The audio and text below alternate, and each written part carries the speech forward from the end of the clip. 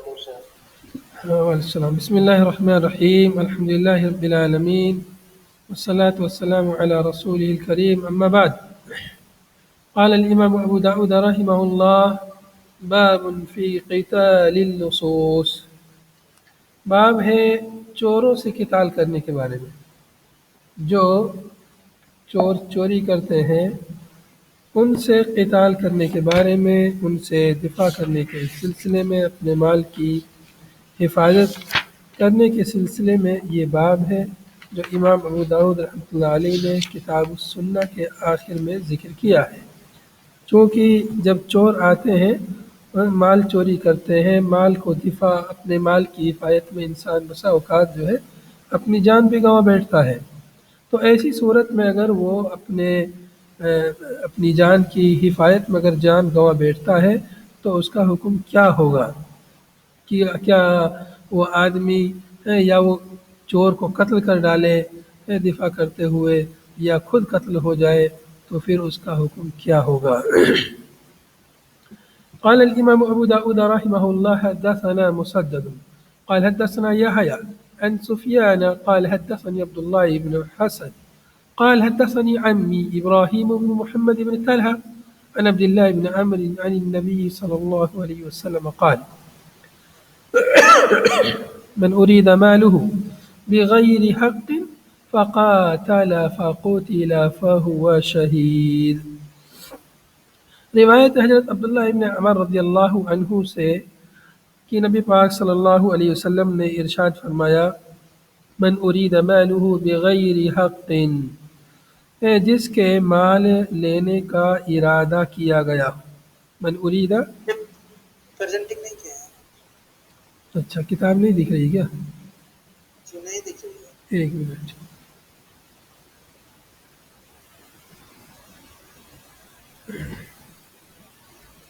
چلیے اب دیکھیے.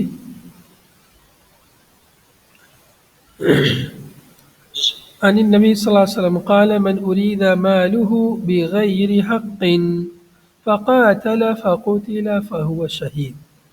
من ارید مالہ، جس کے مال کا ارادہ کیا گیا، یعنی اخذ مالہ، جس کا مال ہڑپ کیا گیا، لیا گیا،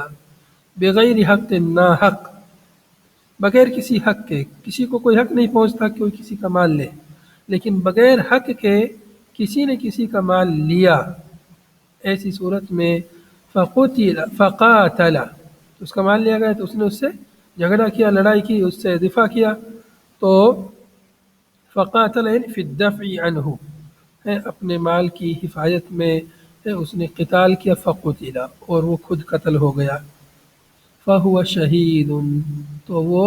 شہید ہے، یعنی شہید کے درجے میں ہے، اس کے لیے شہداء کا ثواب ہوگا آخرت میں. فہو شہید من شہداء الآخرہ بمعنی ان لہ اجر شہید، اس معنی میں کہ اس کے لیے شہید کا اجر ہوگا آخرت میں. دنیا میں شہداء کا معاملہ اس کے ساتھ نہیں کیا جائے گا کہ جیسے شہیدوں کو بغیر نہلائے ہوئے اور بغیر کفن دیے ہوئے انہی میں دفن کر دیا جاتا ہے بغیر نماز جنازے کے، تو یہ معاملہ ان کے ساتھ نہیں ہوگا، بلکہ یہ شہید ہے آخرت کے حساب سے. آخرت میں شہداء کے ساتھ ان کا شمار ہوگا اور ان کے لیے شہید کا اجر ہوگا. اور بخاری کی روایت میں ہے کہ اس میں ہے لفظ کہ وقالوا فیہ فلہ الجنہ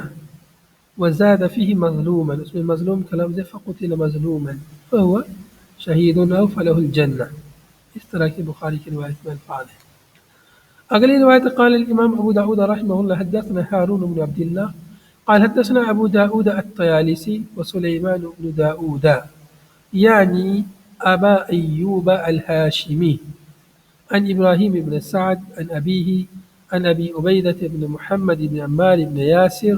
عن طلحة بن عبد الله بن عوف عن سعيد بن زيد رضي الله عنه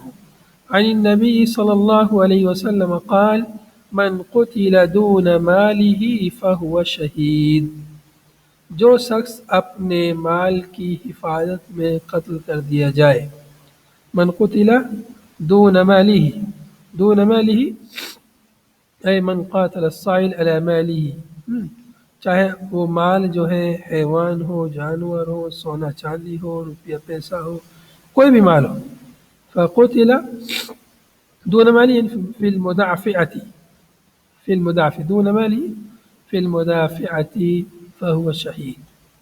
جو شخص اپنے مال کی حفاظت میں مال سے دفاع کرتے ہوئے قتل کر دیا جائے تو وہ شہید ہے۔ ومن قتل دون اہلہ، اور جو شخص اپنے اہل و عیال سے دفاع کرتے ہوئے شہید ہو جائے، کوئی اس کے اہل و عیال کے ساتھ زیادتی کر رہا ہے، وہ اس کا دفاع کر رہا ہے اور وہ شہید ہو گیا، وہ قتل ہو گیا تو وہ بھی شہید ہے۔ او دون دمہ، یا اپنے خون کی حفاظت میں کوئی شخص اسے قتل کر رہا، اسے مارنا چاہ رہا، یہ دفاع کرتے ہوئے اپنے خون کی حفاظت کی دفاع کرتے ہوئے اگر یہ شہید ہو جاتا ہے، قتل ہو جاتا ہے تو یہ شہید ہوگا۔ او دون دینہ فہو شہید، یا اپنے دین کی حفاظت، اپنے دین کی مدافعت میں، دین کی نصرت میں، دین کی طرف سے دفاع کرتے ہوئے اگر شہید قتل ہو جاتا ہے تو اس کا حکم بھی شہید کا ہوگا، یہ بھی شہداء کے حکم میں ہوگا۔ تو اس حدیث میں یعنی اس شخص کی فضیلت ہے جو آدمی اپنے جان مال عزت و آبرو کی حفاظت کرتے ہوئے اگر وہ قتل کر دیا جاتا ہے تو وہ شہداء کے زمرے میں آئے گا، یعنی اگر وہ اپنی جان کی حفاظت کرنا چاہ رہا ہے اس دوران اس کی موت ہو جاتی ہے، یا اپنے مال کی حفاظت کرنا چاہ رہا ہے، اپنی عزت و آبرو کی حفاظت کرنا چاہ رہا ہے دون اہلہ، تو اس میں اپنی عزت و آبرو آ جاتی ہے، یا اپنے دین کی حفاظت میں اپنے رب کے کلام قرآن کی حفاظت کرتے ہوئے اگر وہ قتل کر دیا جاتا ہے، اس وجہ سے اگر اسے قتل کر دیا جاتا ہے تو وہ شہداء میں شمار ہوگا، اس کے لیے آخرت میں شہید کا اجر و ثواب ہے۔ یہاں پر یہ باب جو ہے تقریباً ختم ہو گیا ہے، امام صاحب نے کچھ اور باتیں بیان کی ہیں آگے۔ قال امام ابو داؤد رحمہ اللہ قال حدثنا عبد الله بن قريش البخاري قال سمعت نعيم بن حماد يقول المعتزلة يردون ألفي حديث من حديث النبي صلی اللہ علیہ وسلم او نحو ألفي حدیث، کہتے ہیں نعیم بن حماد کہتے ہیں کہ معتزلہ تقریباً 2000 حدیثوں کا نبی صلی اللہ علیہ وسلم کی حدیث میں سے 2000 حدیثوں کا رد کرتے ہیں، او نحو الفیہ تقریباً 2000 حدیثوں کو رد کرتے ہیں، اس کا انکار کرتے ہیں، انہیں نہیں مانتے، چونکہ احادیث میں اللہ کے نبی صلی اللہ علیہ وسلم کے اوصاف ہیں، یہ اللہ رب العالمین کی صفات ہیں، اوصاف ہیں، اور بہت ساری چیزیں ہیں جن کا بیان پیچھے گزر چکا ہے۔ معتزلہ کا جو عقیدہ ہے مرتکب کبیرہ کو یہ لوگ جو ہے کافر مانتے ہیں، معتزلہ لوگ جیسے خوارج کافر مانتے ہیں، خالد مخلد فی النار خوارج مانتے ہیں، جبکہ معتزلہ کہتے ہیں کہ وہ بین المنزلتین ہوگا وغیرہ، بہت سارے عقائد ہیں ان کے۔ تو ان عقائد کی روح سے وہ تقریباً 2000 حدیثوں کا رد کرتے ہیں، یعنی ایسی 2000 حدیثیں تقریباً ہیں جو معتزلہ کے خلاف ہیں۔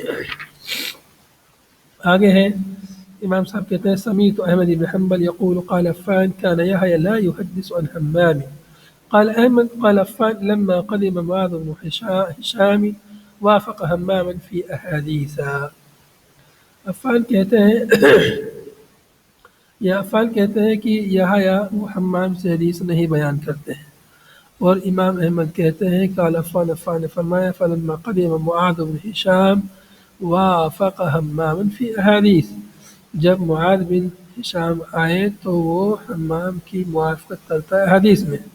كان يحيى ربما قال بعد ذلك كيف قال حمام في هذا، یحییٰ وہ بسا اوقات اس کے بعد کہتے تھے کہ کیسے جو ہے حمام نے اس سلسلے میں کہا ہے۔ قال ابو داؤد سمعت احمد يقول سمع هؤلاء عفان واصحابه من حمام اصلح من سماع عبد الرحمن، حمام کا عبد الرحمن سے سننا یہ زیادہ درست ہے۔ وكان يتعاهد كتبه بعد ذلك،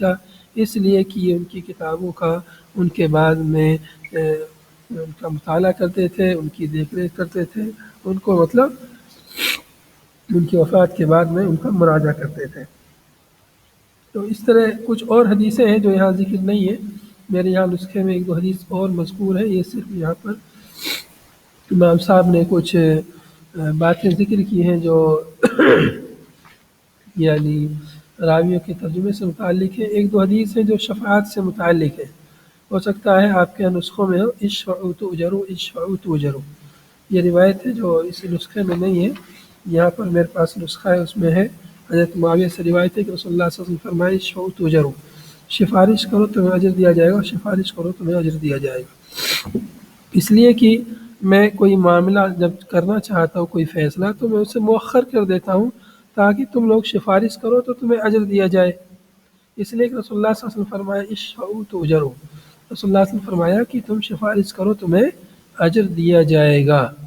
تو اچھائی کے معاملے میں، خیر کے معاملے میں سفارش کرنے پر اجر ملتا ہے، اس لیے خیر اور بھلائی کے معاملے میں سفارش کرنی چاہیے تاکہ اجر و ثواب ملے۔ یہاں پر یہ باب ختم ہو جاتا ہے اور آگے صرف اسانید بیان ہوئی ہے، کچھ اقوال ہیں، اور یہاں پر یہ کتاب بھی ختم ہو جاتی ہے، آخر کتاب السنہ ہے، اور اس کے بعد میں اگلا باب انشاءاللہ شروع ہوگا، اول کتاب الادب، اس کو انشاءاللہ اگلے درس میں شروع کریں گے۔ ھذا وصلی اللہ وسلم علی نبینا محمد وعلی آلہ وصحبہ اجمعین، سبحانک اللہم وبحمدک، نشہد ان لا الہ الا انت، نستغفرک ونتوب الیک۔ السلام علیکم ورحمۃ اللہ وبرکاتہ۔